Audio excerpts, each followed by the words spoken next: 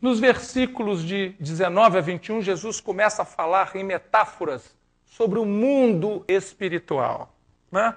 E sobre como devemos focalizar as coisas, dar atenção para, mais uma vez, aproveitarmos as nossas experiências. Então ele diz assim: mas ajuntai para vós tesouros no céu, onde nem a traça nem a ferrugem os consomem, e onde os ladrões não minam nem roubam. Porque onde estiver o teu tesouro, aí estará também o teu coração. Essa é uma das frases mais bonitas, minha visão pessoal, do Cristo. Onde estiver o teu tesouro, aí está o teu coração. Né? Veja, como que nós pensamos em tesourar? Acumular bens? É isso que nós pensamos? O que é o nosso tesouro? Nós estamos pensando em construir tesouros no céu ou tesouros na terra? Existe um ditado popular muito interessante. Diz assim: caixão não tem gaveta. Tá certo? Então, no momento em que nós formos, nós não, né? Que o nosso corpo for depositado numa urna para ser enterrado ou para ser cremado, não importa, nós não conseguiremos levar nada conosco das coisas materiais. Nem o próprio corpo que nós estamos vestindo hoje seguirá conosco. Seguirá conosco o corpo espiritual, que nos permite ter uma certa individualidade no plano espiritual, né? Junto com aquilo que nós efetivamente somos, que é o espírito, e nos permite ligar a outros corpos em outras experiências que vêm pela frente. Agora, nós não levamos nada daqui, às vezes passamos uma vida inteira tentando acumular as coisas. E aí, essas coisas ficam, nós vamos. Jesus fala com aquele homem que encheu os celeiros, né? Encheu os celeiros e disse: agora pode descansar. E Jesus fala: nécio, ou seja, bobo, ingênuo, nesta noite a sua alma será chamada. Ou seja, acumulou para quê? Para ficar. Não vai sequer desfrutar, né? Porque onde é que nós estamos colocando o objeto das nossas intenções? O que é que nós estamos efetivamente focalizando, né? Então, quando Jesus fala deste céu, este céu pode ser interpretado como alguma coisa ligada à nossa espiritualização. Então, nós temos necessidade de espiritualização. Nós temos necessidade de pensarmos naquilo que efetivamente nós somos. Nós somos espíritos. Nós vestimos corpos, que precisamos deles ainda, para nós nos comunicarmos neste espaço denso que estamos habitando. Mas nós somos, em verdade, espíritos. Muitas vezes a gente fala assim: porque eu dormi aí o meu espírito saiu do corpo, como se o espírito fosse outra coisa, e a gente ficasse. Não, é o contrário. Nós somos espíritos. Nós saímos do corpo, e o corpo fica. E o corpo, em determinado momento, vai ficar para sempre, no momento em que nós desencarnarmos em definitivo, né?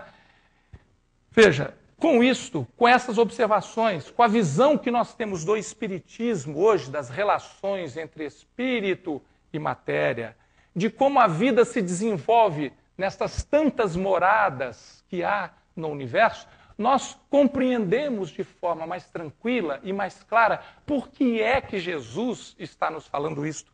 E aí cabe uma pergunta: onde é que está o nosso tesouro? Em recursos monetários? Na bebida? Simplesmente nos gozos terrenos? Na fama?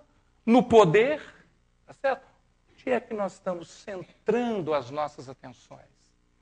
Aqueles que têm a oportunidade de participar de reuniões mediúnicas, de contato com os espíritos, com certeza vêm frequentemente com muita tristeza a maneira como alguns espíritos se apresentam. Eles foram poderosos e chegam no plano espiritual, e cadê esse poder? Eles dizem: porque eu falo e ninguém me obedece?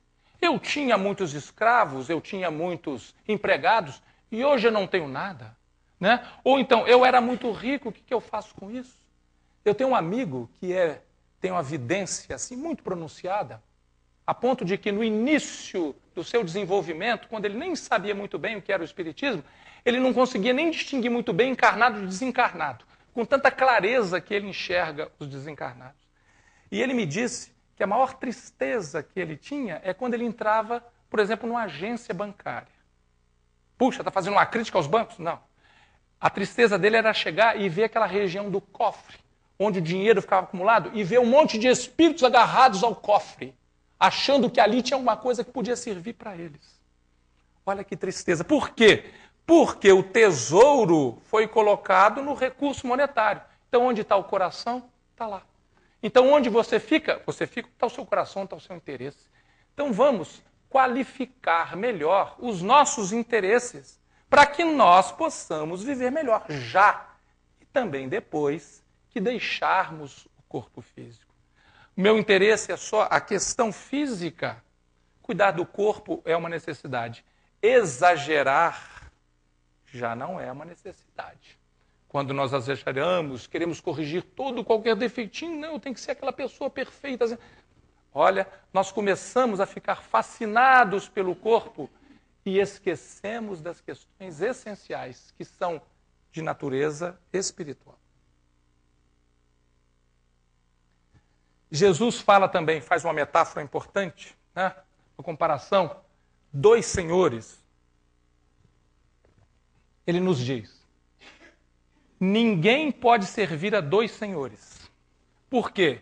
Ou há de odiar a um e amar o outro, ou há de dedicar-se a um e desprezar o outro. Não podeis servir a Deus e as riquezas. Veja, que agora, na questão do tesouro, ele está colocando uma observação específica naquilo que encanta muitos de nós, né? E nós ficamos, às vezes, querendo entesourar, eu quero mais bens, eu quero mais isso. Se eu tenho um carro, eu quero 2, se eu tenho 2, eu quero 3, se eu tenho uma casa, eu também preciso agora de uma de praia, agora eu também preciso daqui. Veja, mas é problema ter as coisas? Não. Possuir as coisas não é nenhum problema. O problema é ser possuído por elas, né? E o problema é achar que essas coisas são muito mais importantes do que nós mesmos, ou do que as relações interpessoais, ou do que a valorização nossa e valorização daqueles que estão ao nosso lado, nos dando a oportunidade de crescimento e aprimoramento espiritual, né? Então, veja, nós não podemos servir a esses 2 senhores.